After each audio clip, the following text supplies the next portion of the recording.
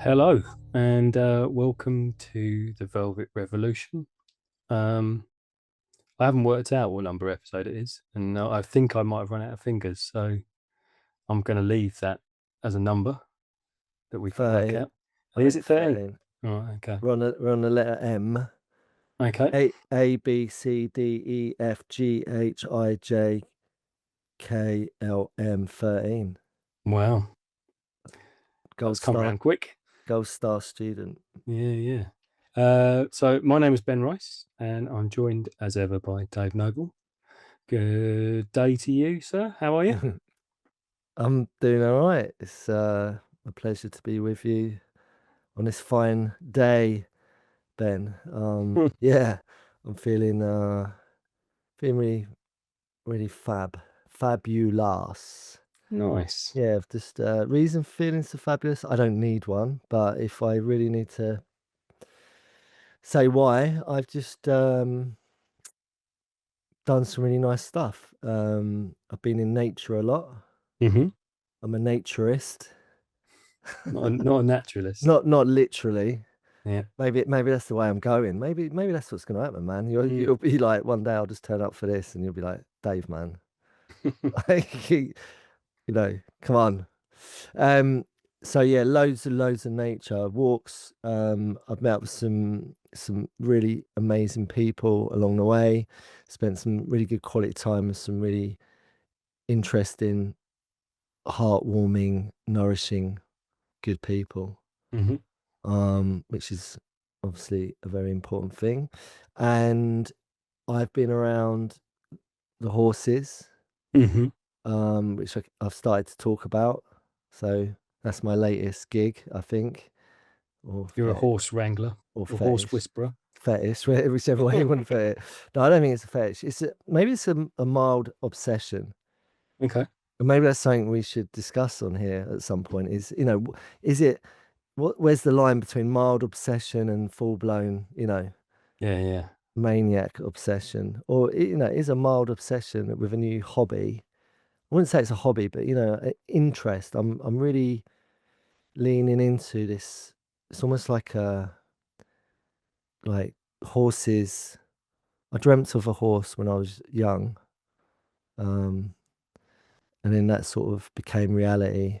I won't go into it, but horses for me seem to signify there's some reason around horses that I'm drawn to, and I've had a really good opportunity to be around some, and I had a day yesterday where I was like surrounded by all these amazing horses, and they've all got different characters.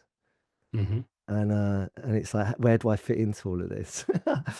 And how do I interact with all of this? It's really quite an interesting, because the person um, who I was with yesterday with these horses is a not just a horse lover, but they're doing equine assisted healing therapy. I don't know if I said that right, but where they help young people, anyone actually. It doesn't matter if you're young or old. People that are struggling with whatever. And I've seen from my own experience with being around these horses. There's something in it. There's something in it. So anyway, that's where I'm at, and I feel really like connected to some good shit. Mm. You know, feel really my vibration is vibe. I'm vibrating at a very high frequency at the moment. That's how I feel. Nice. Like my amplifier is on Spinal Tap 11. Nice. Yeah. Oh, and I've been writing some music this weekend. Good. Written a bit of music and some songs and shit. So yeah, like everything I feel I need to do in my life, I've been doing this weekend in the last couple of days or so. So it's been really nice. Yeah. What about you? How you? Yeah, I'm probably at the opposite end of that Oh, resonance. oh no. Just yeah, I've just been due to my recent operation, which I believe we've discussed at some Yeah. length in different episodes. Yeah, you went into it a little bit. Yeah. Yeah. So yeah, it's just sore at the moment, and the main thing it's stopping me from doing is moving, and being outside, and Is is the 'cause of where it is and it's on yeah, your behind yep, part of your body, is it that part of your body or the actual w where the op was? 'Cause it's on a you've got, like, an attachment to that part of your body because 'cause it's got you've had the tube removed, right? yeah, yeah.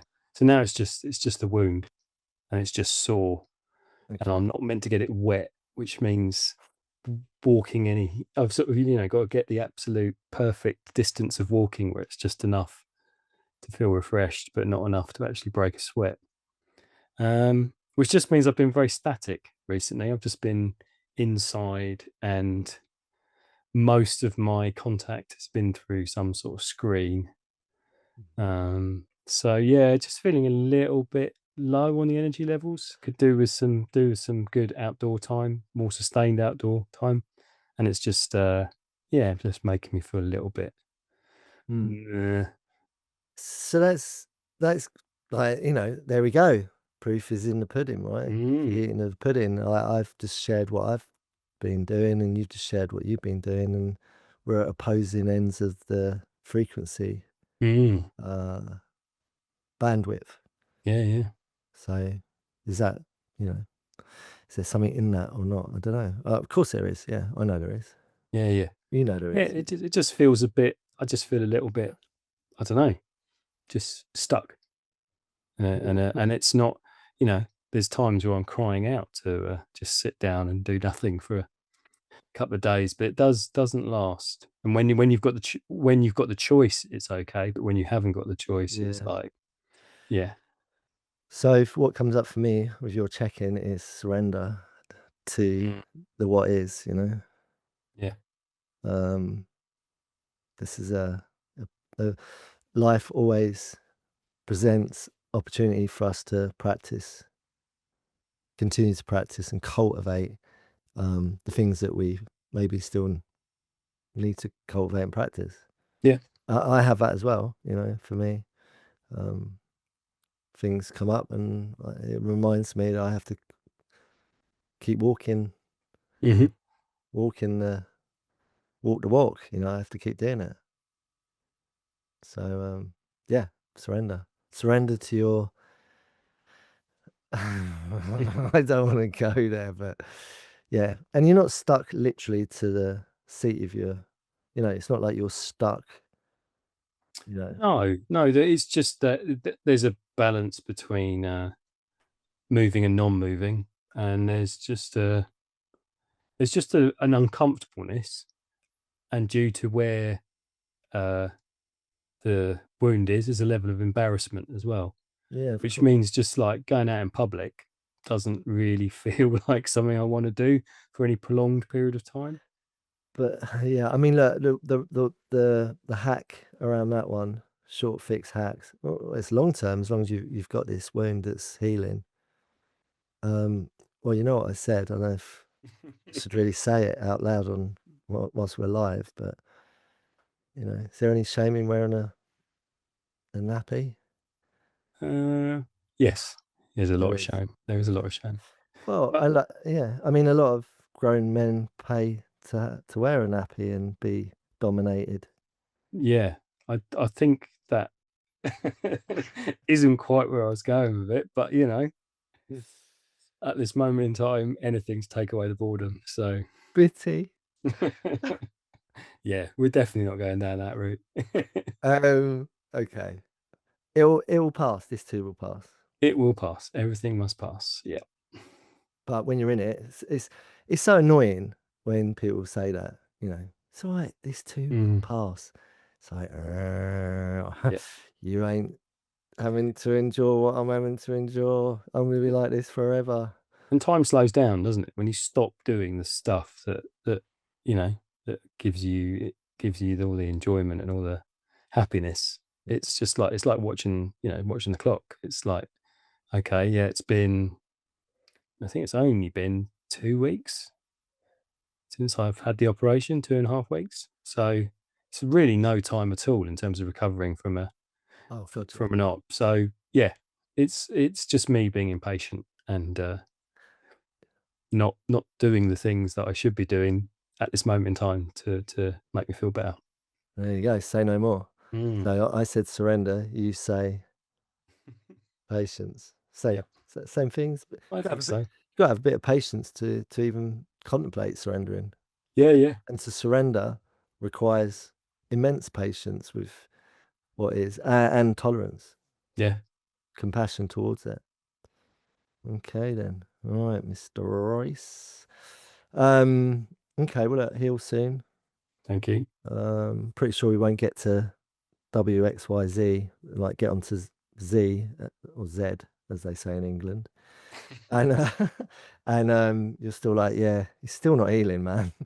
Then Uh, then we need to look into nappies, mate. okay. All right, that's the deal. Okay, I if will you're wear a not, yeah, nappy at letter Z if I'm not healed. okay, all right, deal, done. I'll even buy them. I'll slate them. They're out there because they're out. Like I say, there's guys that well, I've seen it in the films Okay. that I've got this. Which films have you been watching? I don't know, but I've just got an image of a grown man, possibly on all fours with a nappy on, Okay. and they're being, um, uh, yeah, I don't know. I've just somewhere I've seen something like that. Anyway, so your turn to pick. Let's Yep. move on from that. Yeah, Your turn that's to pick. Let's get out of that. Let's get out of here. Right. So your turn to pick, we're on M. and we're on M for mummy. Okay. Right. Okay. Um, I'm gonna shut okay. up. I'm gonna shut We've up. Do you want to read them out? we've got 10 M's. We have manic, manipulate, mask, modest, moderate, masquerade, misunderstood, miserable, melodrama, and Mm. melancholy. I think I might have added a couple. Did I tell you that? What on M?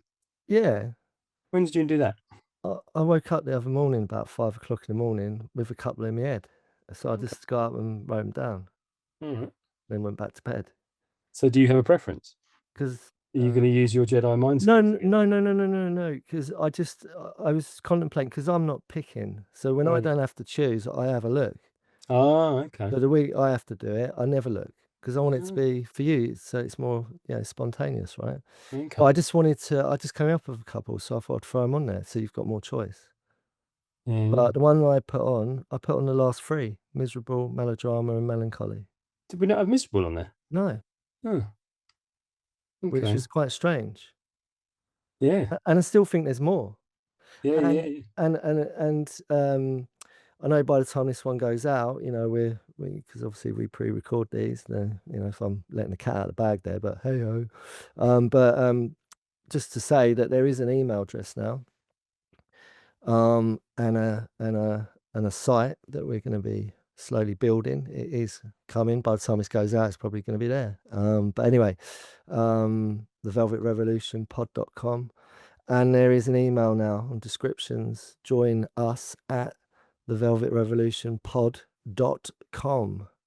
Mm. Right. So, and I've always been banging on about it. Like, oh, if you got any, sling them to us. Well, now you can. So, um, with discretion, sling them to us. Mm-hmm. So there is more. It's got to be. It's definitely more. But we're working with what we're working with. Have any come up for you? Well, I'm choosing between two, and I think they have similar resonance.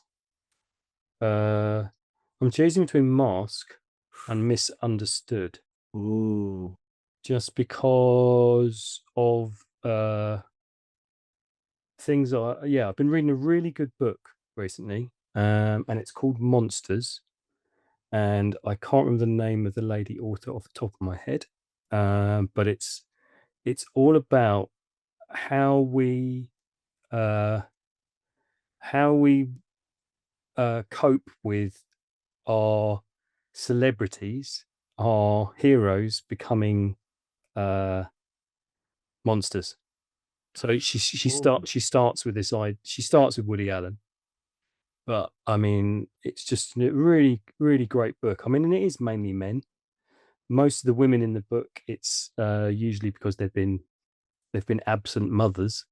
But with the men, they tend to be rapists or pedophiles or, just generally not very, very nice people. But it's about how we still cope with the fact they produce great art, even though we know that they were dreadful human beings. I don't know if I'm oh, fuck it. Hitler, he Yeah. was I'm not saying Hitler was a bad person, but I mean, like, of course, there's some evidence there that suggests he was, right? Hmm. Um, and I mean, just so I'm clear with everyone, I do think that what happened at that period of time was fucking horrific, all right? And But he was a pretty dreadful human being as well. yeah, I just don't want to get caught with some sort of, I don't know, Hitler lawsuit. yeah, from some, I don't know, relative of his or something. I don't know. Anyway, don't know why I'm pussyfooting around that. We all know the reality, and I'm with everyone on that. It's fucking horrendous. And um, am I right in saying he was a bit handy with a paintbrush? Yeah, yeah, he was. If Yeah, he'd have been accepted into art school, we would probably not have had the Second World War. exactly. So rejection, Yeah. injection of rejection. Hmm. Boom. Oh, I'm rejected. Right, I'm gonna fuck shit up. Yep. Okay. Um, what's that book called? Monsters. Monsters. I'm going to find the author. Uh, right. The author is Claire Dedera, Dederer, Dedera. Um, Okay. but yeah, picked it up. Why? What do we do with great art by bad people? And yeah, so that both those masking can be taken loads of different ways, but you could use it as the sort of the mask of, think of any of the dreadful celebrity court cases that have happened in the past decade. And they present a mask of someone that we think of as almost godlike. Some of these people, Yeah, of course. Yeah. we put them on such a pedestal. But actually, underneath, once the mask slips, you realize there's some pretty dark stuff going on, and some really horrific behaviors that we then have to try and balance with artwork that we love. Yeah. I'm just yeah, I don't just trying to think about we shouldn't. I don't really want to go into names, but there's records and songs that mean a huge deal to me, but the people that made them are dreadful human beings. Yeah. So Yeah. what Yeah. what do we do with that? And I think misunderstood is another way of looking at that, but I think it feels a little bit more misunderstood, feels a little bit lighter. I don't think it's misunderstanding to not see that someone's a rapist. So I think masking is where I'm going to land on, because I All right. think it also fits with life. I think in the level we mask at, that we're all doing it to a certain extent, but depending on our uh, neurodivergence, it depends on what level we need to mask to try and get by in society. Um, Okay. All so right. So I'm highlighting mask in red. So there we go. You've selected mask. Okay. What comes up for me is there's a film. There's a film Jim Carrey called Mask. yeah. Mask. They've always got that image when mask. It can mean so many things. Um. Okay. Do you feel that everything you just said is very specific to because that book what you just you know Mhm. um relative to your own experience, how do you see it? How do I see it? I see it, if I personalize it, I I think I had a mask for good 40 years of my life that was about coping, that was about being a certain way. Mhm. And that was the mask I used, the okay mask. How you feeling? I'm okay. I'm good. You know, it was never more than that. And I never tried to look any further than that until certain things happened in my life that caused me to look deeper. And even then, that journey's quite slow, as you start to sort of crawl into all those holes that exist inside, it takes you a while to sort of start excavating and really seeing what they all mean and why they're all there. Mhm. So I think masking for me was definitely something I did. I had a front facing mask, um, and like an external sort of shield Mhm. that enabled me to cope with life. And it wasn't until, yeah, it started to get a bit real and things started to go wrong, that it caused me to think, well, what was actually happening? Why had I created this shield, this mask, and how was it serving me? Because on the whole, I didn't feel very real. I didn't feel that people really saw who I was. Mhm. I didn't feel like people got who I was. I've Mhm. always, people always say, well, you're really confident. You're really, Mhm. you've got this, people would put this certain persona on me Yeah. that would put me or make me feel like you don't really understand at all. You don't know what's going on. But I wasn't in any shape or form going to let anybody see what was really going on. So, it's not Can I other ask why? people's fault. Can I ask why? Um, there's a bit of a part of me feels a bit of a cop out saying this, but a lot of it was I was ignorant. I was ignorant of my own state. And I think that is a bit of a cop out at times. I think it's sort of like, there's this, when things go wrong at school, when kids have misbehaved, Mm. and you say to a young person, "Why did you do that? What was going through your head when you decided to kick that door in?" And they went, "I don't know." And the reality is, and I've learnt this because it is a stupid question. They don't know. If they were thinking at that point, they would think, "Oh yeah, kicking this door in is really stupid."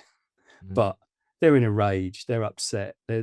they're X, Y, Z, whatever. But something's happening which taking Yeah. them into emotional state, and their reaction is, "I'm going to kick this door in." Yeah. And then when they calm down, they're full of guilt and shame, really embarrassed. So the idea of like suddenly they're going to be like, you know, uh, bachelors of psychology and go, "Oh yeah, well, I think what was going on for me was that I've had years of trauma and abuse, and someone said something to me, and it really triggered me, and that caused this sort of emotional outburst." Yeah. But if they had that level of thinking, then they wouldn't have done it in the first place. Unprocessed. Yeah. Unprocessed. And for me, what's coming up for me with what you're describing, thank you for sharing that. I love all things, psychological, blah, blah, blah. What's come up for me is, yeah, that came up, unprocessed mind, unprocessed emotion, unprocessed experience. Mm. And we are the embodiment of everything we've unprocessed. So why are you doing that? Any any any ladies out there, right, listening, and you're bewildered at your husband or your partner, your boyfriend, or maybe it's your brother. These man things we do. Why are you doing that? What's wrong with you? You know, maybe that's relative to what we're talking about. It's some unprocessed stuff that we're yet to comprehend. Hmm. Because for me, processing no different to anything electronic. A computer processes um, in sleep mode. I think when it's off, maybe it's recalibrating. I used to sell photocopiers. Right. The wonderful, sexy world of selling photocopiers. Hmm. I used to work in a print shop, so I know about calibration, color calibration, recalibration. Anyone that works in cars, F1, whatever, there's a certain amount of calibration, recalibration in anything that's mechanical, right? And us men, I'm just landing on us guys for the moment. Um, you know, we're complex beings. We're complicated, but we're fucking simple. Hmm. But we need recalibrating. There's not a lot to it, chaps. You know, it ain't rocket science. But we do need to calibrate sometimes and process. You know, and what I learned about working with photocopiers and using them and selling them is I knew a lot about that. And they need recalibrating. Sometimes you've got to call the engineer in to recalibrate so you get the colours right. There's not enough magenta at the moment. You've got to Yeah, yeah, yeah. It's yeah, cyan heavy, yeah, yeah. right? So all the blacks run out, Yep. right? Okay. So us humans, we're not too dissimilar to photocopiers.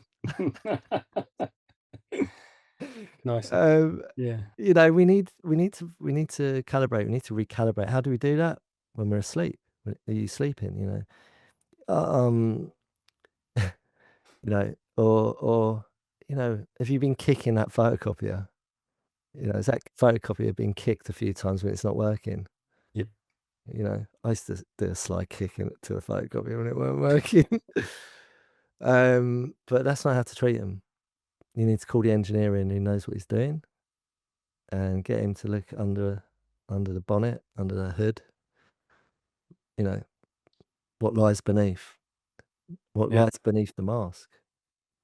I think the other thing is as well is if you're using that analogy of sort of modern technology or slightly or 90s technology. I don't know why I went down that. That's how it works, mate. That's how my brain works. But in terms of processing, like we will we'll turn a computer on these days, and if something doesn't happen in seconds or less than a second, we're like, oh my god, this is so slow, this is lagging, this is all these. And I think a lot of us are still back in the 80s. We're still back in that time, when you wanted to play a game, it took 25 minutes to load. You put the tape in the machine and press go, and it would get those lines coming up the screen. And I think that's definitely where a lot of us land, because we don't want, if we were all processing things in seconds and understanding things emotionally, being empathetic the moment that we saw something happen in front of us. But so often it is a couple of days later. You have slept on it. It's happened overnight, and you go, "Oh yeah, I wonder if that was what was happening to me the other day. Mm, I wonder if that's what was going on when I was in that social situation." mm. And you weren't even aware of the mask. You weren't even able to, again, if someone had asked you at that point, "Why are you doing this?" I've got no idea. Yeah, I don't know what is going on at the moment, but this is how I'm feeling. yeah, yeah, yeah.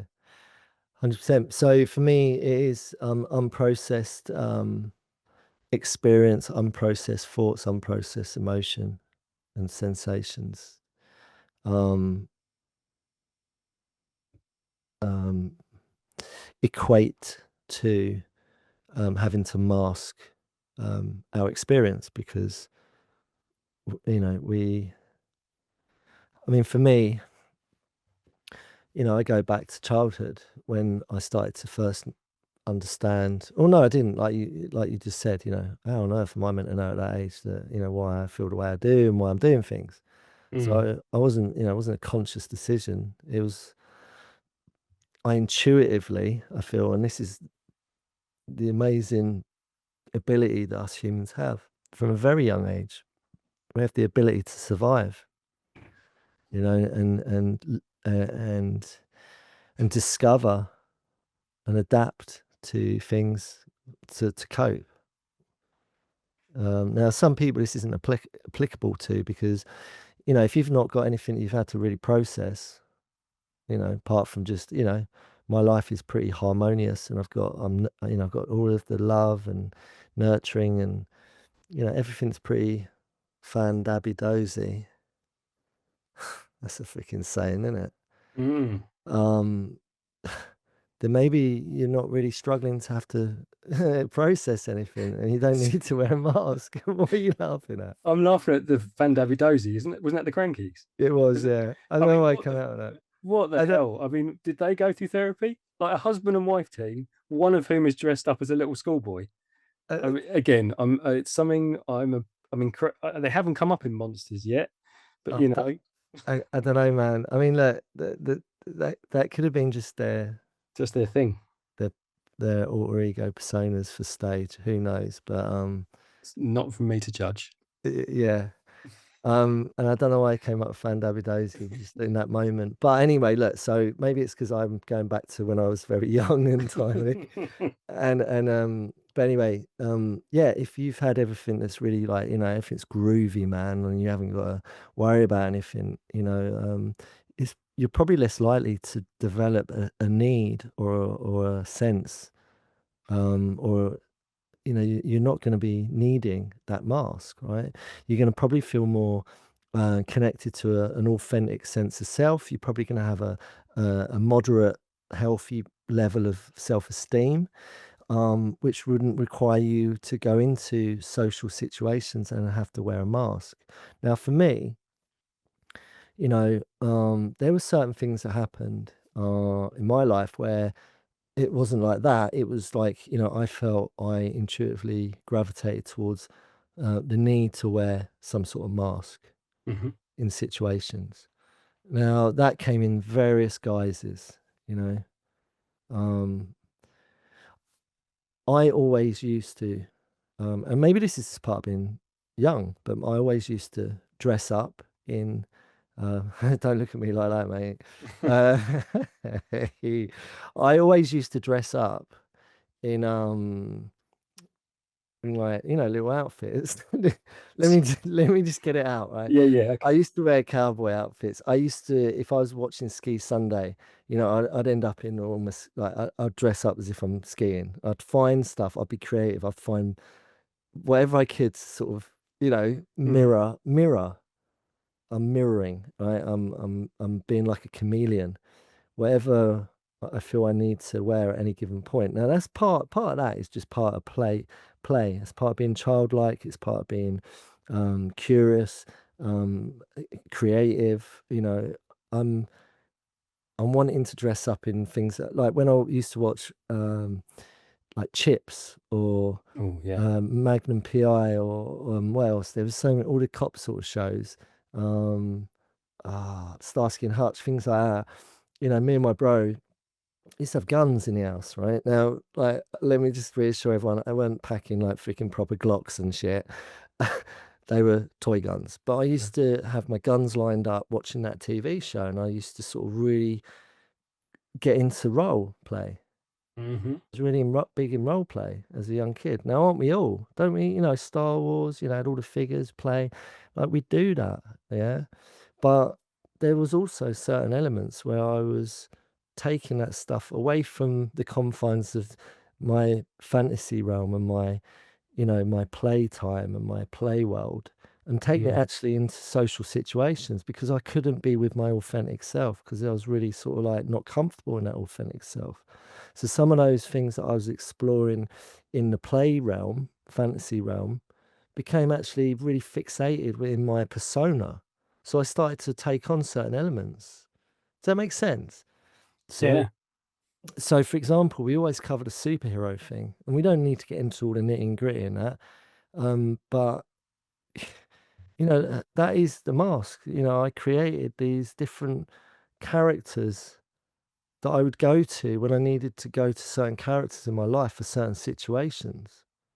Right now, for me, I remember when I found alcohol, right? And for me, this is the biggest social crutch lubricant for everyone in the world, unless you don't use it. And I'm the Yep. first one, so I know how to use that one because I used it from a very young age. And when I remember going into the pub, our local pub, we used to call it the school pack. It's called the wall pack, but we called it the school pack. Mhm. obvious reasons, right? And, I used to be in there with this, I was a little introverted, little shy, awkward, young person that was trying to look like the big man at the bar, ordering my first pint of beer, and a cigarette. And, I'd light up the cigarette when you could smoke in pubs. And, I'd light my cigarette just before I go up to the bar to attempt to buy a pint and then put on a bit of a deeper voice. All right, mate. Yeah, can I have a pint of Carlsberg, please, mate? There are other pints available. And, and is that not masking? Is that part of what we're talking about? I don't know. But I think it's that idea of fitting in the tribe, and I think there's a real need as we're growing up to feel like we belong somewhere, and there's this, there's very little, as much as we'd like to think we are individuals, we're very much sort of, we grow into packs, don't we? We hunt in packs. You know, we we all we all fit into a certain crowd, and whether that's the skaters, whether that's the indie kids, whether that's the emo kids, then whether that's whatever the crowd is. I don't think it's quite as delineated as America, but I haven't been, so I don't know. But you hear sort of people talking about American high schools being really sort of like, which group do you belong to? you've definitely got. I've been on campus yeah. So you've got like the jocks, you've got Yeah, the skaters, you've got you've got it all. You've got yeah. it's a soup. Lots Yeah. of different packs of people you can slot into. And I think as a country that has held America in such high esteem for so long, I think there's no doubt about it that we've kind of followed suit. We've kind of, you know, we want to fit, we want to belong, especially when we're teenagers. We're sort of basically deciding that, we're going to leave our families when we become adults. So where are we going to fit? Who's going to look after us next? Yeah, And very much dependent on what your skill sets are, and what your taste for masking. And I do think it's a mask. Which mask am I going to choose to wear for now? yeah, And I think it's when you decide, exactly where you're going to sit. What tribe you're going to belong to. What trainers are you going to choose to buy? What clothes are you going to choose to wear? And it is all so important. And it's not until you get older and you look back at photos of yourself and you think, what the hell was I doing? But yeah, it's really difficult for us to be individuals and work out what's going on for us individually until we've been through that group stage, I think. it's part of it, isn't it? Yeah. It is. As you've just said that, and I like what you said. I'm thinking, yeah. I mean, that's just part of. I mean, it's not for everyone. Some people, like I said earlier, some people just might have a really healthy sense of self, identity. Because what we're talking about is like, again, Mm. it comes down to the same thing every episode, I feel. Who am I? Do you know what I mean? Mm. Because some people might just have a really strong sense of that.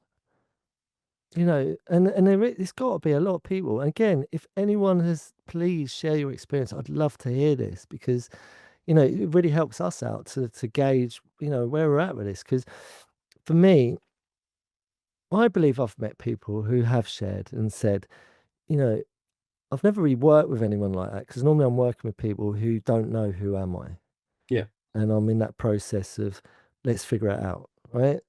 So, but I have met people in life.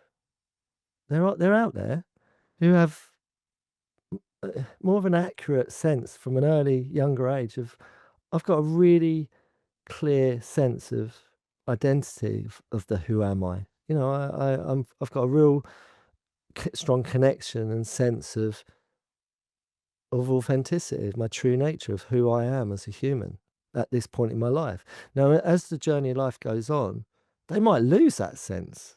Mm. Anything can happen just because they might have had a moderately healthy, you know, um, nurturing, all the stuff that's going to lend itself to you having that. Just because they might have had it in early life doesn't mean it might just completely go 180 and they have some life defining moment that's gonna completely spin them on their axes and completely tear that away from them, and then they're left with a, "Who the fuck am I?" Mm. You know? Midlife crisis. Do you think so? The way I look at that is the more filled up you are, the more uh, the stronger sense of self you have. So even if you do fit into a certain group, your your need to do everything that group is doing isn't as strong as somebody that has less in the pot. Can you say that again just so my head can get wrapped around that one? So Sorry. say for instance, you like both of us hung around with a group of kids when we were younger who were into uh, negative things, that were into addictive substances, that were starting to explore that world. Smoking copious amounts of hashish, There you go. for example. So I think if you have a strong sense of self, Yep. then I think you can be part of that group and maybe just take a little bit. Mhm. Just be part of that group enough that yeah, we accept you. You're part of us. You wear the same clothes. You got the cool trainers. Da da da da da. You got the right Mm. haircut. You know, and you can sort of dip in and out because you've got at the heart of it, it's not that's not this group doesn't define you. Yeah. Whereas I think there are other people that end up in groups that it's everything, and so they have such a smaller reservoir, a smaller sense of self that Mm. if they don't take everything from that group, then they are going to get ostracized very quickly, or they're going to feel like they're being ostracized. They don't belong, Okay. So, so I think there is a need. Our need is dependent, as you said, on how secure you are in your sense of self. okay. All right. Yeah, that makes sense. So I've just thought of like, let's use the term roadman, right? Hmm. So anyone that doesn't know what a roadman is, go down to, depending on where you live, but go into London if you can, hang out in certain estates or areas of certain parts of London. You're going to see some dudes walking around and dudettes and everything in between, whatever, Western, wearing a certain uniform. Hmm. It's usually very, very um, black in color of the garments they're wearing. So it's like, black trainers, black joggers, black tops, coats, now balaclavas, hoods up. That's a roadman Hmm. uniform. Yep. Am I correct in saying that? Hmm. Okay. Now, I've actually worked with some younger people who are actually from a very um, different class system than maybe the atypical person that might end up in that uniform. Um, and why is it they gravitate to and maybe they're the ones that you're describing, you know? It- Um, there's something in them that's just attracted to that culture, and some of it's music. Hmm. Maybe there's some danger attached to it. And I'm the first one to put my hand up and say, if I look at my formative years, even now, still have get a little tickle, a little buzz, like bit a greater buzz back in the day where, you know, I gravitated to things that were quite risky. Yeah. So I mean, there is an association to risky behavior, um, peer pressure, maybe.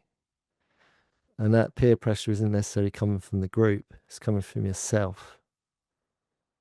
I don't know. Have I gone too off off the path with this? No, I think it's working out that social dynamic. It's working out where the need to mask comes from, and I think at the moment we're talking about it as a very much a social tool that we use to fit in, and we use to try and create a sense of belonging in a group of whoever. Mm. Um, and I think it's a really difficult uh, ro- thing to try and work out where it is that you end up, in danger, where you end up losing your sense of self, and where you end up claiming a sense of self from that identity. And we all knew the people that were super cool. The people that had just appeared to have it all sorted, and they could be in any social grouping, and they could be anywhere, and people just gravitated towards them. It didn't matter what they did. They just were cool. And we all knew people like that growing up. I'm not quite sure where some of them ended up now, but whether they've ended up as such self-assured and self-confident adults. But I Yeah. think a lot of us are just trying to find a way forward, just one foot in front of the other. And so Mhm. there we will end up doing things because of sort of group mentality, or because that's what we think we need to do to fit in. So it's like the "I'll be whatever you want me to be. Mm, I'll be whatever you want me to be." I really relate to that, it's like it's definitely been part of my journey. It's like, "Oh, what, you want me to be this? Yeah, I'll be that. Oh, you like that music? I like that music." You know? Kinda like monkey see, monkey do, mm. as It's they very, say. and then we've talked about this before. I know that I've definitely done this. I've taken that into romantic relationships. I've gone in and I've sacrificed my sense of self because I wanted to be with that other person. So if they were into something, I could be into something. It, it was like I didn't need to have a boundary. I had such a sort of low self sense of worth that it was easier for me to pretend to be whatever the other person needed me to be. Yeah, that makes sense. I'm pretty sure I've done that. What about you lot listening? I'm pretty sure some of them might have as well. Um, who knows? Yeah, so the mask, there's a saying, "The mask always slips." Hmm. Yeah. Why so? How so? I think for me, it took a long, long time, and I I was good at wearing a lot of masks. I was good. I was a chameleon. I was good at being whatever anyone needed me to be to fit in. So when I look back at my sort of school days, or my university days, or early work, I I'm not someone that has a clique. I'm not someone that will just stick to two or three people.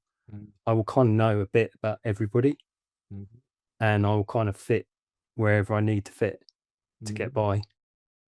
Now, what that does is it means there's not a level of sort of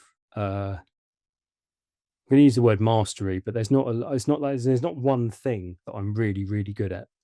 I feel, that's just me, you know, being self-deprecating. I'm sure there are things I'm really, really good There's at, there's lots of things you're very good at. but I don't see them.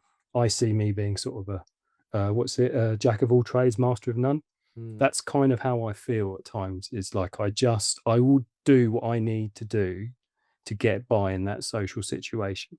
mm, And it's not until I've got much, much older and things have happened where I've just like I get so resentful. I get mm, so angry at mhm, being something that I don't really want to be.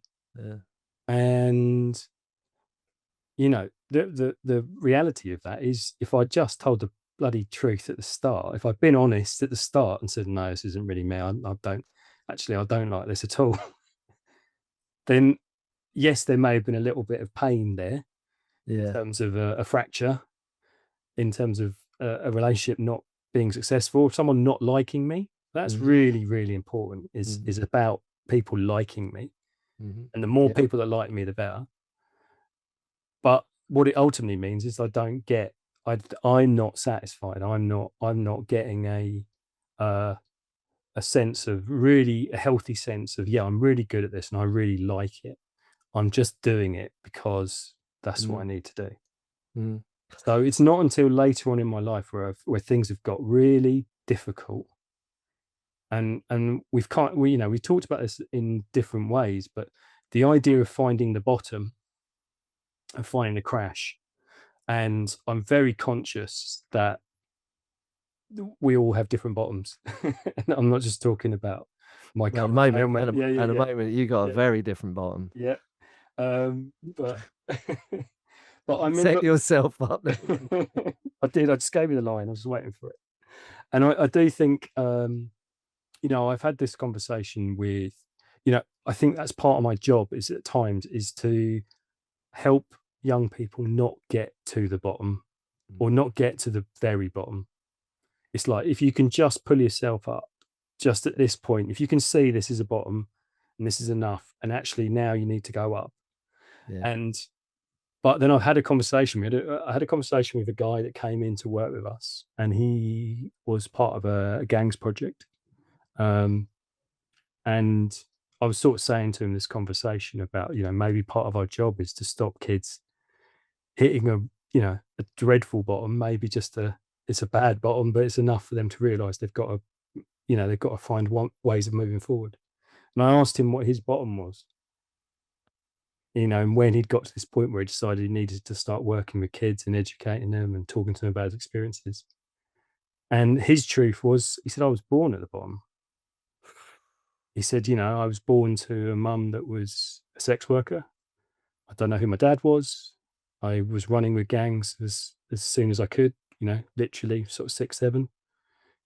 Before that, he was hiding in cupboards while mum brought various men home. He said, I never felt safe. I never felt like there was any sort of connectivity in my house. So I'm very aware that people's different Mm, ideas of the bottom mm, are, some are really, really dark and really fucking extreme, and others are, it's not a competition. I guess that's what I'm saying. It's not a yeah, competition to see who can have the worst yeah. experiences, but I'm very conscious that we're all coming from different contexts and we all have a different bottom. But it's when you realize that things are getting so dark for you, where you can't go on, where one day after another feels too much, Mm, and you're like, actually, everything is just getting worse and worse. And we've both had experiences like that. mm. Well, thanks for sharing that. Yeah, it makes real sense what you're saying. I love that. Not, I don't love the fact the guy was born at the bottom, but the way that was put is that's the reality for a lot of people. That some people are, that's it. That's their entree is I'm right at the bottom, and the only way is up if you're lucky. Mm, And then some people might not be born at the bottom, but they certainly end up at the bottom. mm, And some of that is their own doing. And I'll talk for myself, I weren't born at the bottom by no measure, but I certainly ended up on some sort of bottom. And a lot of that was by my own hand. No one put a gun to my head. I was, that pressure, that peer pressure came from me, feeling like I wasn't enough. That's why I was wearing masks because I didn't like, you know, how things were without it. So, um, I was on a quest to, figure out who am I? Who am I, man? So that's the journey of exploration, and part of that was running around with little toy guns in woods, and part of that was pretending I'm a skier in my front room. Part of that was thinking I'm a cowboy or the Indians, or part of that was I'm a skater. And that really felt good. I really connected to something really, really special, and I still feel like I'm part of that. But um, now I've got a really strong sense. That mask for me. That mask. I asked you the question. About the mask slipping. Why? How? And the why and how for me was my mask used to slip. So you talked about relationships. Now, relatively. relationships to me doesn't mean, a significant other, like a girlfriend, partner, whatever you want to call it.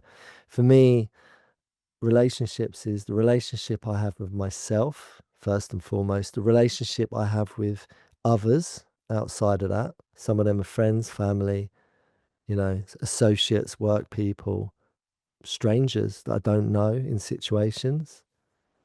And some of that is the world that I live in, life. And I just didn't have a clue who I was in relation to any of that, you know? And now I've done some work on this, um, you know, in in recovery from recovering the person I was always meant to be. Because masking for me is misrepresenting myself. I'm Mm. putting on all these different characters. Like, I don't know if you remember the TV show Mr. Ben. Yep, very much. Yeah. Funny. So, Yep. so anyone that's not sure, Google Mr. Ben. There's probably some clips on TV somewhere on whatever. But Mr. Ben used to be this character. Correct me if I'm wrong, Ben. But Mr. Ben used to be this character that used to every episode, and it was on when we were kids, right? He Hmm. used to go into all these different. He used to go into the same store, didn't he? Same fancy dress as well. Yeah. There's a fancy dress shop, and he used to come out with different guises on. So he'd Yep. be this new person in every episode, and the Yep. episode would show him play out how he is being in this new thing. Like Mr. Ben is today, Mr. Ben is the postman. Today, Mr. Ben is the fireman, or whatever. Today, Mr. Ben is the nurse. I'm not sure No, they they didn't. That was the no didn't dodgy do it that way. episode that never got aired. Yeah. Um, but anyway, so for me, that's how I see it. That's my formative years before I got into this true sense of recovery and self-discovery, because there is a part of self-discovery in that whole process of them formative years of trying to figure out who am I, and being like Mr. Ben going into the fancy dress store, metaphorically speaking, and putting on this new guise, this new, I'm going to dress like this. Mm. I'm going to, but I always felt I was never a sheep following a certain trend, or, yeah, I was in the skate scene a lot, and breakdancing was a bit of a thing. So, I had the tracksuit and, all of that. And I've had all these different phases of, I've been the rock star, although I've never been a rock star, but, the whole rock star look. And I don't know, I've always sort of had my own sense of, although I've been trying to figure out, who am I in them formative years, I don't know, I feel like I had a sort of my own way of interpreting that in my own way without trying to attach too much on the atypical trend, if that makes sense. Like when Mm. I was a skater, I never really wanted to dress like a lot of skaters dressed. I wanted to dress how I want to dress. I've always been a bit of a lone wolf in that sense, and I still Hmm. am. I've got a very strong sense of self now of who I think I am or who I know I am. I am the soul. That was nice. The soul reverberated really nicely there. Yeah, I am the soul. I'm not my body. I'm not my thoughts. I'm not my emotions. I'm not the story of my past. I'm not the thing that I think I am, because that's my ego. You know, I'm not the story of my past. Yeah, I'm the soul. You know, I'm just the soul having this soul experience in a human. I've got a few bones and some stuff going on that's covering up the fact that I'm just this spirit, this soul that's having an experience. And and um and I got to a point with that where that mask, all them things that I was attaching to, what I just described, that whole journey, and that is self-discovery. I'm trying to find out, discover where am I in all this. Do, Um, do you think each of those situations that you described, then that each of those things or groups that you sort of went to be in mm, was the connecting factor? That there was an element of destruction in all of them. Was it mm, was that the bits you took from it? Bearing in mind where you end up later on, when I know you've always had that habit of of being the lone wolf of like, I might have done this, but I am going to disappear out the back door. I'm not, Yeah. I'm, I'm I'm gonna not going do it to, my way. yeah, yeah, not going to stick around with the group and hang out and do all this. But just wondering whether there's a connecting factor in all those groups as to whether that's what you were attracted to, whether that's the bits you found. Yeah, I mean, if I look at everything I really attached to, I mean, I didn't even mention the rave scene, rave culture, Mm, counterculture. Everything was counterculture. mm, Yeah, on the fringes of the norm, whatever that is, of mm, society that's ever been on offer. I've never, still to this day, I'm on the fringes. Yeah, I mean, I feel like what attracted me to the the the communities, that I found myself. I'm not sure if I would say I belonged. There is a belonging. When I was in the rave culture, I felt like I belonged. Skating, I felt like I belonged. Right? mhm, It's certain pockets of communities where I felt like I really belonged. Yeah, not just mm, fitting in. Um, and then what's the commonality between the skate scene and the skate community and the rave community is, um, it's like there is a one love there with all them lot. There's a one love element. Yeah, it's like us versus the world, man. Fuck the yeah, system. Fuck the system. mm, Yeah, we're doing our thing. We're doing this over here. Fuck that. We ain't like them lot. The muggles or whatever you call them. Is that what they called? I don't know if that's the term. I came across that the other day. Apparently that's out of something.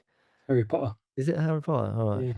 Yeah, but we're not like them numpties. We're doing this. We're over here. So there's this kind of like this sort of camaraderie that comes with that. Maybe that's just herd mentality. But are we all just wearing a mask? Are we just wearing one big mask in community? I don't know. But for me, the mask slips when it doesn't serve you anymore. Yep. Yep. Because it really freaking helped me. And I think masks really do serve us. I'm not saying we should go out and wear a mask and not be authentic and and have integrity and be genuine. Absolutely, yes, you should be doing all of that. But sometimes in life, like that guy said, I was born at the bottom, so he's had to wear a mask, Mm, and he wouldn't survive if he didn't wear a mask. He's got to, and I think that's for everyone, and for me especially, I can relate to that. Without a mask, I wouldn't be where I am now. It's got me through. It's got me by. School. I always say this, and anyone listening, you may relate.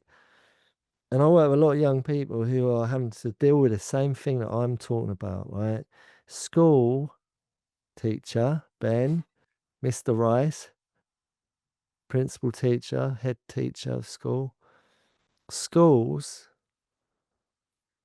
not for everyone, but for me and for a lot of other people. Schools where I learnt the art of survival and I learned how to wear a mask. That's where I really learned how to use a mask. Getting from that classroom down the other end of the corridor to the other classroom without getting a wedgie or, you know, because you've got the mask of humor. mhm, If you make someone laugh, they ain't gonna wedgie you. mm. Yeah. For example. I had a good friend at school that at the point we all started going to the pub, and he was a big drinker, and he just used to always end up in a mess.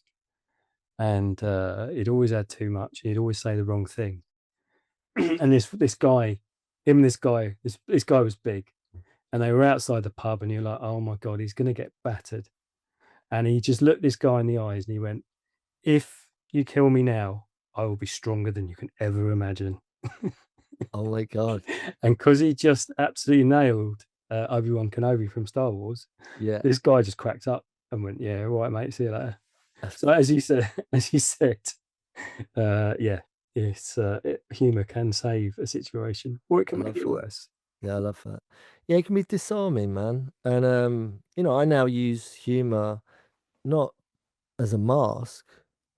I use it to disarm a serious situation to create a space where there's some real growth that can be activated. Mm. And you know, it's with my work I do. You know, it's a very powerful tool, masking.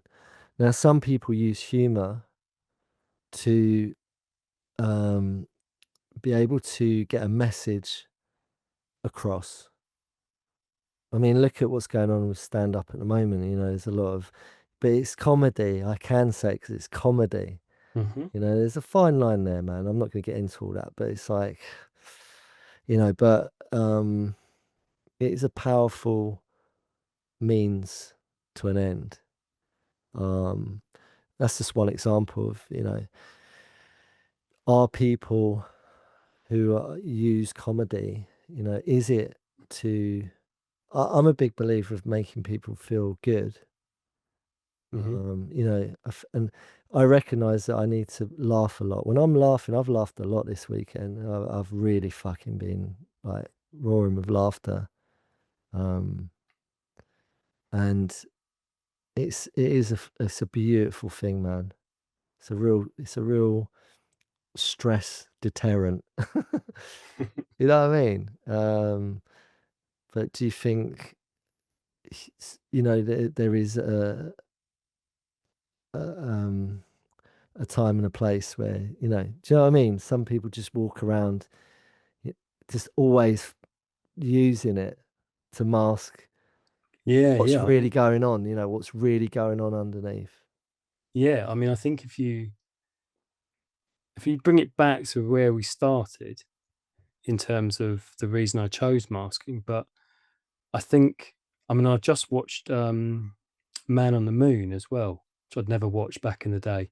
What's Man on the Moon? It's got Jim Carrey in it, and he's the Andy Kaufman. He plays the Oh, that's brilliant. yeah, Yeah, yeah. He goes really into it, doesn't he? yeah, And yeah, too into it. He too goes like, into it, yeah, yeah. yeah, yeah, yeah, yeah, But like, what the hell was he masking? I mean, he just wasn't, you know, he wasn't going to do any social norm. He wasn't going to play ball with anybody. He was just out to make people feel uncomfortable, and you know, there wasn't a lot of humor there.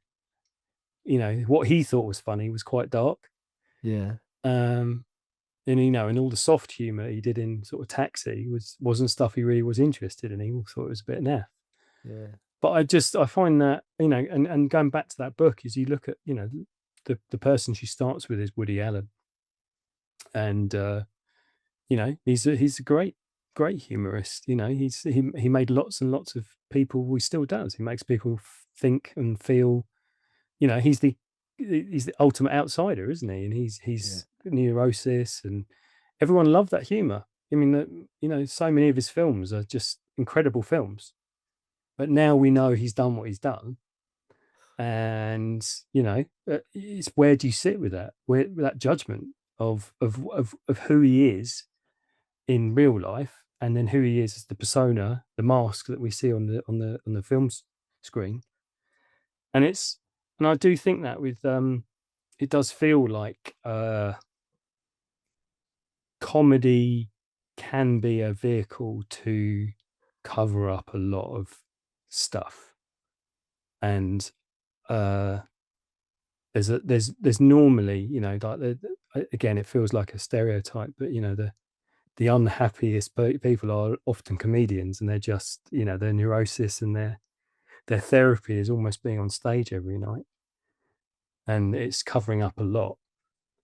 yeah, yeah, yeah. I mean, we are purely speculating. Who knows? But yeah, I get where you're going with that, and I see what you see totally. And I think there's a lot of what I know for a fact that when I was a kid, there was definitely it was a fascination. I mean, I've always been fascinated by music. I was never Mm, talented or good enough to actually do it, but I think acting, music, making art, uh, being a comedian, I think all of it is trying to explore something. It's trying to communicate with the world something, and it's And then normally the desire to do that is to be seen, is to be heard, is to have that conversation. It's And expression. yeah, Sorry, go on. What did you yeah. say? Well, I just think it's not, you know, thinking now about this idea of all these sort of fallen heroes, it shouldn't be any surprise really, Mm, because I think if we need that much adulation, if we need that much uh, acceptance from people, mm, then there's going to be some massive holes that need filling, mm. and where have those holes come from, and what's Yeah, that need stem from? yeah, yeah, yeah. So I think that's, and I'm taking that from a personal perspective as well. Like my desire to be a famous musician or an artist or a filmmaker, that's where my head was at when I was a kid. That's what I wanted to do. And it was only my lack of I didn't think I had enough of a voice, enough of a story or a narrative. At that point in my life, I did not Mm. understand my own narrative enough to think I had the ability to tell anyone else's story. Alright, so confidence is what comes up for me. Yep. Self-assurance, Yeah. self-confidence, self-esteem. Yep. Um, yeah, confidence. If you've got lack of self-worth, maybe, Hmm. then maybe you either freeze and don't do something and you make yourself small. You become a shadow artist, as they say. So, you don't become the main, the main event, you become the person in the backgrounds, Hmm. or the bedroom DJ, or, the bedroom artist, Mm. etc. Um,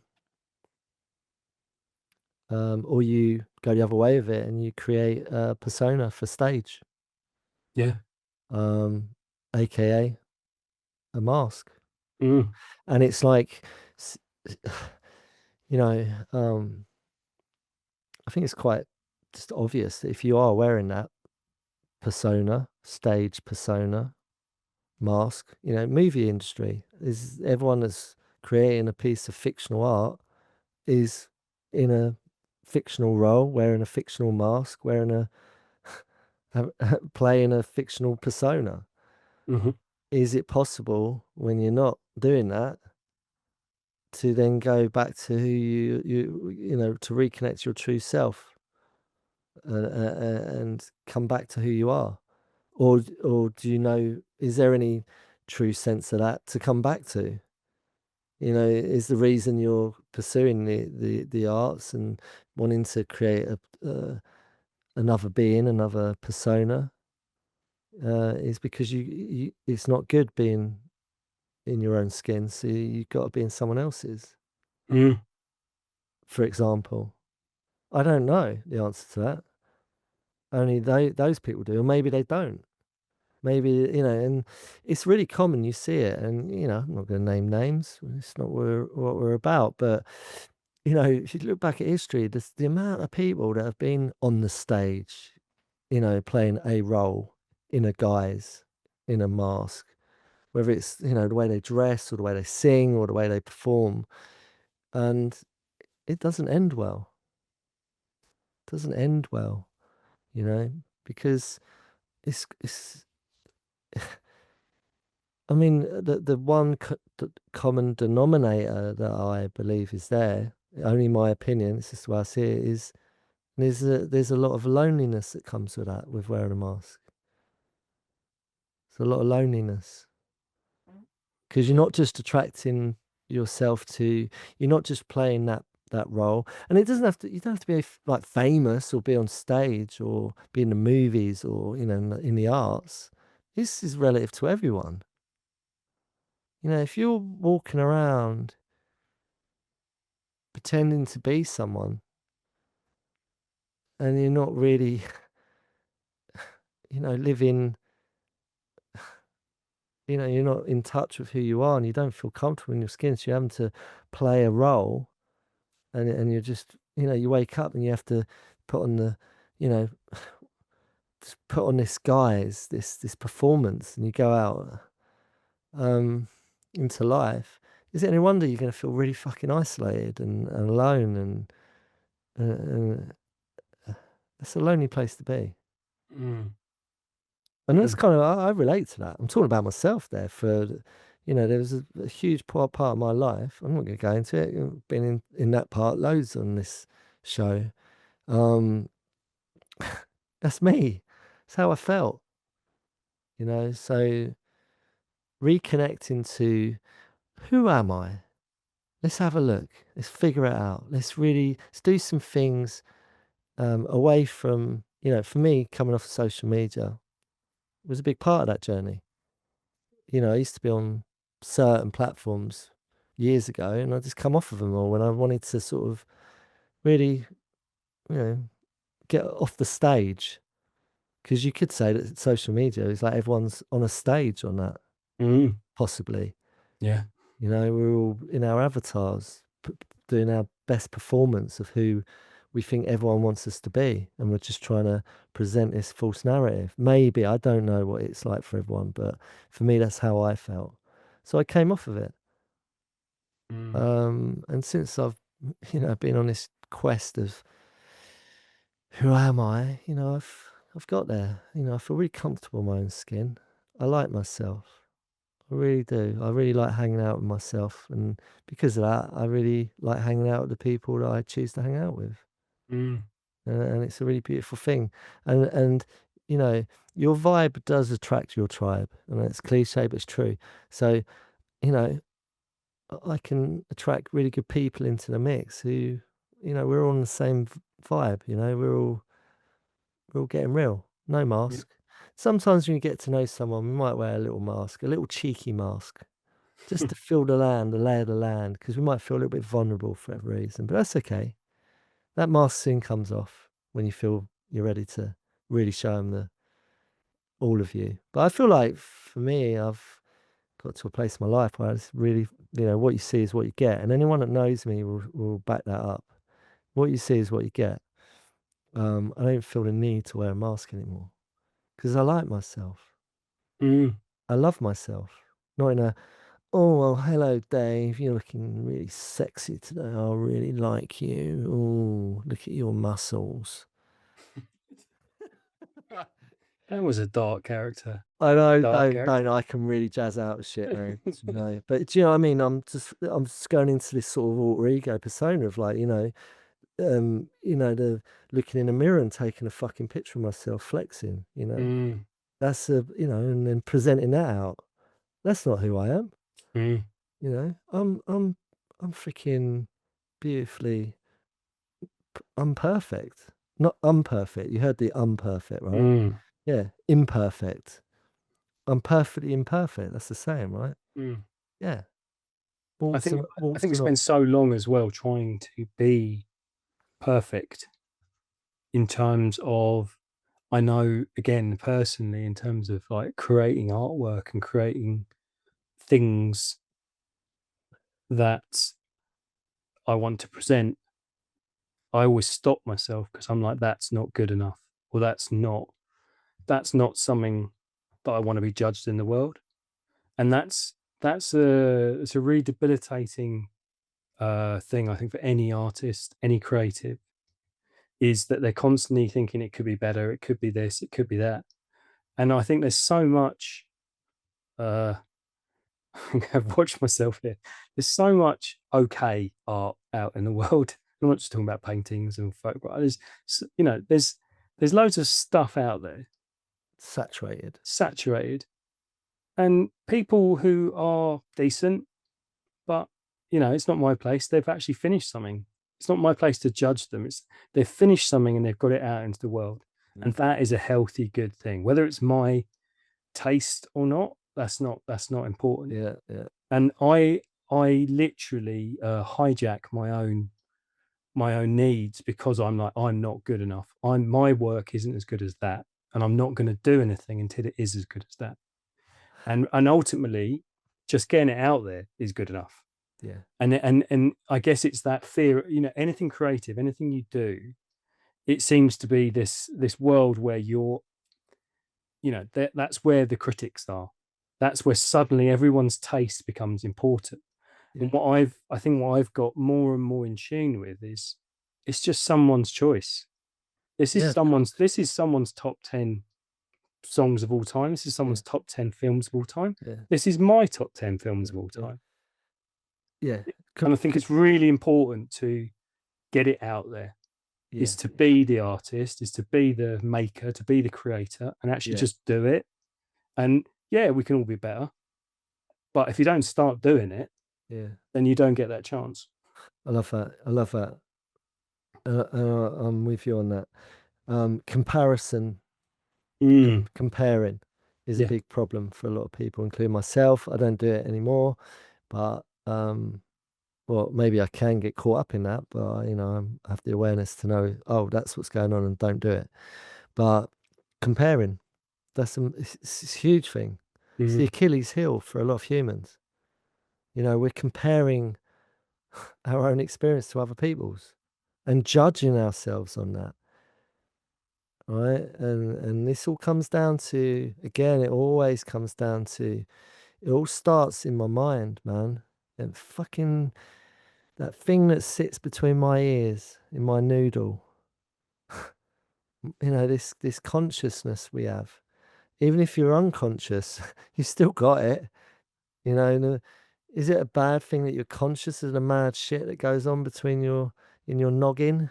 Your thoughts and your process, your mind, and that judgment that the voice in your head pecks away at you and says you're not good enough, or you should be doing this, or you should be doing that. And oh, look at their life. Their life's amazing. You're not doing that. Why aren't you mm, doing that, you piece of shit? yeah. All of that stuff that goes on, or is it better just to have that on to numb it out and not have to listen to that head? You know, I think that is a big part of it, is comparing. How do we combat that? Well, I always go back to the same thing. You've got to do a bit of work, man, because that Mm, stuff's played out all your life. Maybe, I don't know if anyone listening can relate to what I'm saying, but that stuff, it's probably been there since a young age, and you probably had it going on when you're sitting in a classroom and you're comparing your mate's pencil case to your one. Or, I used to do it. My mate's house has got better freaking sweet selection in their bowl than the one we haven't got a sweet bowl at our house. You know what I mean? Stuff like that. All right. So it's been there a long time, long time. Um, so what do we do with that? How do we overcome comparing our lives to other people? Because that's where the masking comes in. yep. All right. And they're like, oh, I need to, so I don't know if I'm jazzing out too much here with this, but comparison, and I always go back to it, but we're living in a time where it's really amplified, because we're not just comparing, oh, my classmate's got a better pair of trainers than me. It's or my mate's got a better bike than me, or the neighbour's got a better car on his drive than me. This is like, you got a thing in your hand that you're walking around with, where you're constantly being reminded of how fucking shit your life is, if that's how your head tells you it is. And what are you doing with that? Mm, What's your reaction to that? mm, What's your emotional reaction to that? What's your thought process around that stuff? And what are the outcomes to that? What are you doing about it? Yeah. And this is a thing that comes up a lot with young people. This is debilitating. It cripples them. This is why their self esteem, self worth, their sense of authenticity, and perhaps some integrity is dwindling away, because they're so fixated on what everyone else is fucking doing. yep. And it's not Yeah. just for young people, it's us mad, crazy fucking humans, adults too. It's for everyone, that is. Unless you're able to regulate your response to that. And you ask yourself this, people, You know, am I talking something that's starting to stir up something relative to you? I don't know. But, you know, what are we doing with that stuff? Well, I know what I did with that stuff. I fucking I don't want to be on that shit. Why am I comparing my life to everyone else? Well, why am I doing that? What's all that about? What's lacking in me to feel that I've got to compare myself to other people and feel inadequate to other people that I Mm. don't even know? You know? What's all that about? Do you get what I'm saying? I know you do. Yeah, yeah. I mean, it's something that I've gone through as well. I just the moment that social media dropped out of my world, um, it felt like it felt like a point where I took control. I gained hours of my day back, and I wasn't just looking at what everyone else was doing. I mean, one of my heroes, Michael Stipe, Mm. he used to say that about people would ask him what was he listening to, or what e bands, and he'd go, "I don't listen to anyone else because I'm just doing what we're doing," and I love that. I love it. I mean, I know it's not true because Mm. he's definitely listened to Lou Reed, and Yeah. he's definitely listened to the Birds. But there's but I think it's not oversaturating yourself with everyone else, what everyone else is doing. Like, I'm going to do this because this is what I believe in. This is what I think we're doing.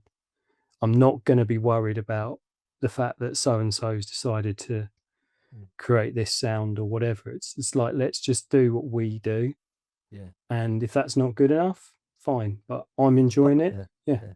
I like the saying I always say to young people when they're worrying about other shit, I'd say there's 2 words, "Fuck 'em." Hmm. And I'm being really legit with that. It's like a mantra, "Fuck 'em. Don't worry about it. Fuck 'em. Don't worry about what they think. Yeah. Why are you seeking their fucking validation? You don't even care anyway." You know that mad thing of like I used to do this, right? It's like, I want validation from people I don't even really like. Hmm. What's all that about? Do you know what I mean? I don't really like these people, but I want their validation. Hmm. That's batshit crazy, mate. Hmm. Anyway, that's a common one for a lot of people. Yeah. Yeah. Correct me if I'm wrong, but I know it is because I work with a lot of that's why I use the mantra, "Fuck 'em. Don't worry Yeah. about it." Stop looking at everyone else, right? The thing is, as long as you're looking outside yourself at everyone else, right, and you feel like you gotta wear a mask, you're never gonna be, um you're not recalibrating, you're not processing, you're freezing in fear of actually doing things that you actually could be doing, and that you're probably sidetracking yourself and maybe either freezing and not doing anything, or you're doing things that you actually don't even want to do, Mm. perhaps.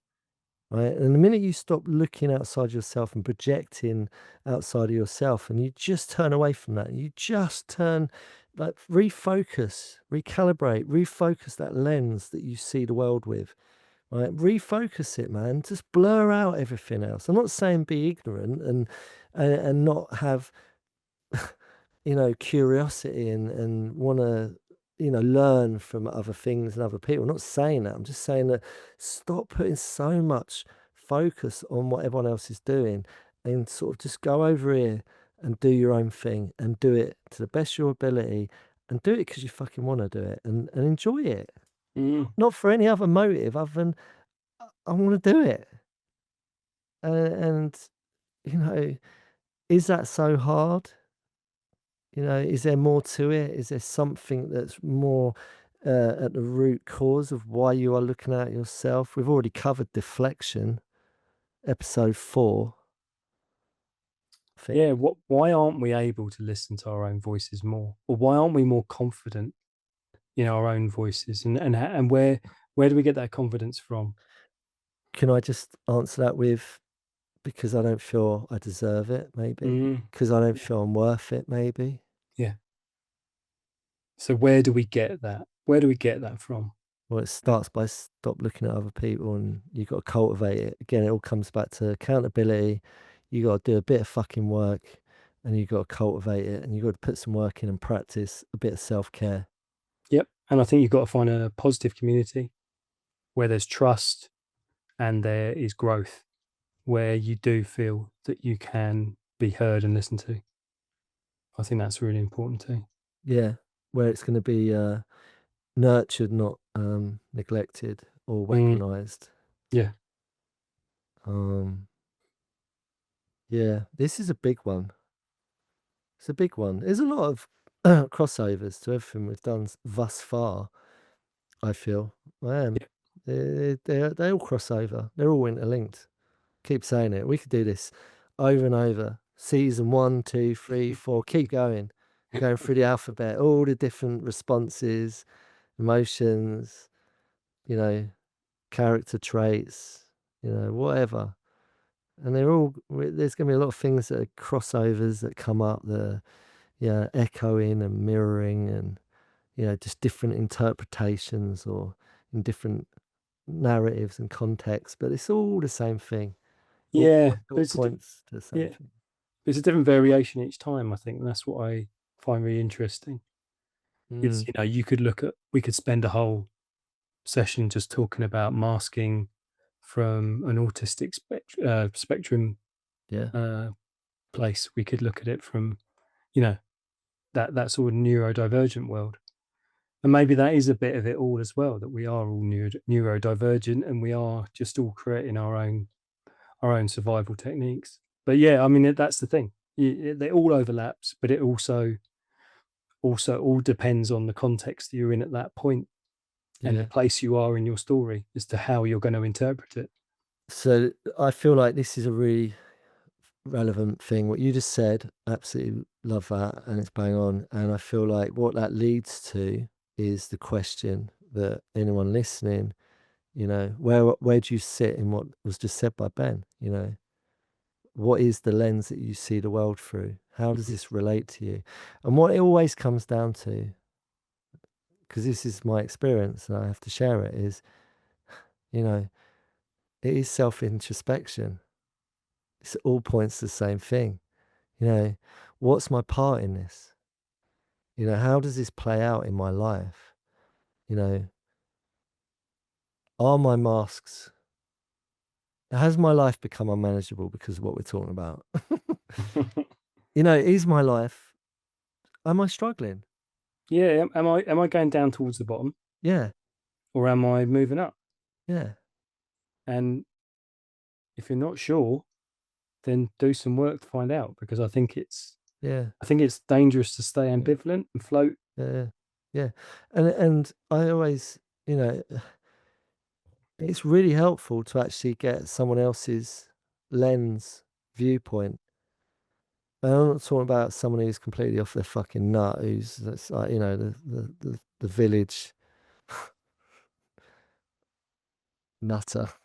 What I mean? The town, the local, Yeah. crank, where however you interpret that. I'm talking about someone, and maybe I'm not talking about a doctor or a professional, because everyone sees it through a different lens. The doctor's going to see it through a doctor's lens. A Hmm. psychologist is going to see it through a psychologist's lens. A life coach is going to see it through a life coach lens. You know, your yogi teacher will see it through a yogi lens, etc., etc., etc., etc. So, do you have people in your life you trust, that you value their viewpoint, that you feel they've got quite a healthy, measured, you know, you know, do they present a healthy life? Are they someone that you trust and can value their viewpoint? I'm not saying go into the pub and ask some random at a bar over an impromptu all day drinking session and start sharing. I've had a few of them actually back in the day where you're trying to fix all your problems with some random that you've just met that day in a bar and you're getting on it with them, and then you sort of you have like an eureka moment. I'm gonna go and travel India. I go and find myself or so. You know what I mean? Hmm.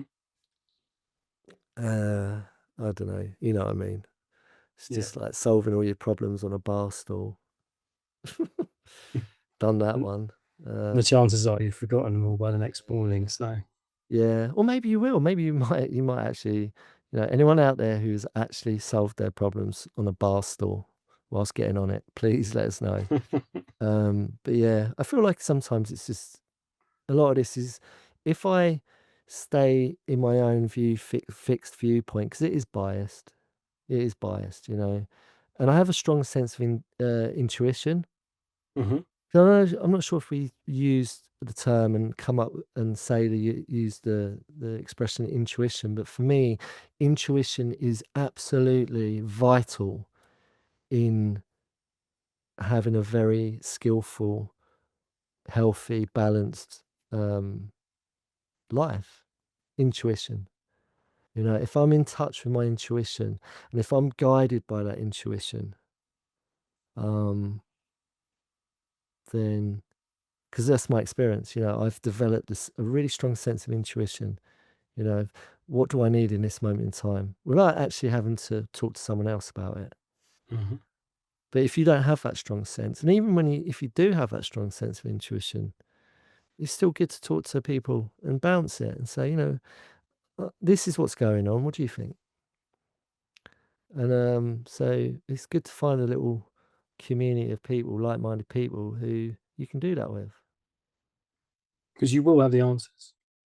Of course. You'll have the answers for Oh, you, yeah. and that's where good uh, friendship, good support comes from.